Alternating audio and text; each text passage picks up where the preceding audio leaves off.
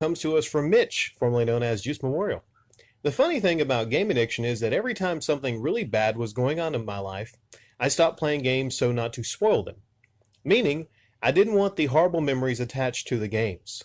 When my mom was doing bad from late 2013 till mid February 2014, I played no games, and it took me until June of that year to start again. When she passed in September of that year, I played no games until January 2016. It was due to playing too many games during different horrible stretch of time in 2011 and attached terrible memories to the games. I do have to say, when I started again, it was kind of addicting, but now I'm lucky if I could make it an hour and a half at night. On another note, speaking on video game violence, when I was in college, I wrote a term paper on the effects of violent video games on people. I took the stance of it affecting them negatively. I didn't believe it at all, but it was easier to write from that side. The teacher was surprised that I took this stance too. You wouldn't believe the plethora of BS articles on the topic that are completely wrong and off base. This was in 2003. I wonder how many of these articles there are now that are so wrong and off base. Well, yeah, sometimes it's interesting to take the other side of an argument. A lot of master debaters, a lot of master debaters will actually do that, and that's part of their training. They'll actually take both sides of the argument and give fights on both sides of the argument. Sometimes you could do that pretty easy. I know sometimes, in a lot of cases, some videos I've uploaded, some people will stop by, and I could tell it's a lot easier sometimes to probably, take the general argument. But there's many times, many cases, many videos I've uploaded that most people do not agree with. But I feel I'm in a right on them. And then sure enough, like a little later on, it'll be borne out and I'll be proven right. Talking about where you're coming from and stopping playing certain games in your life due to certain times to not spoil them.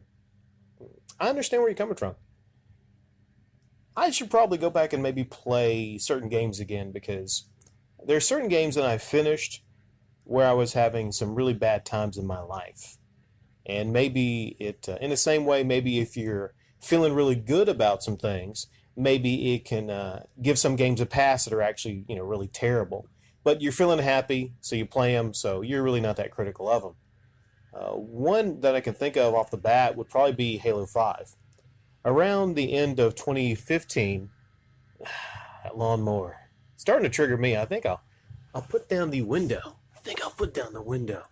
See? I'm ultimately the one triggered by this. Much gooder.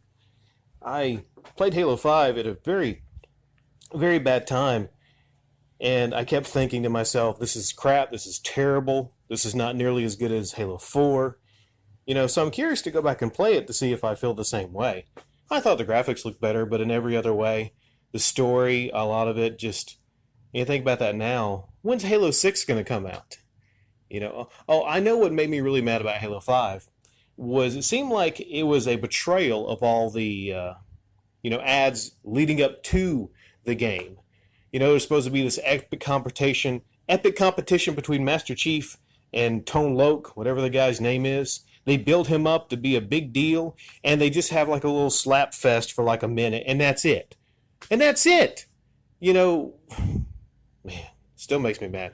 So yeah, probably not going to go back and revisit Halo 5, the campaign.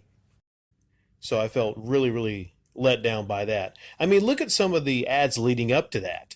You see Master Chief, and he's out there, and he's got a bullet hole, I think. Then they do it from both perspectives, and you're like, man, this thing is going to be epic. No, the game was a letdown compared to that.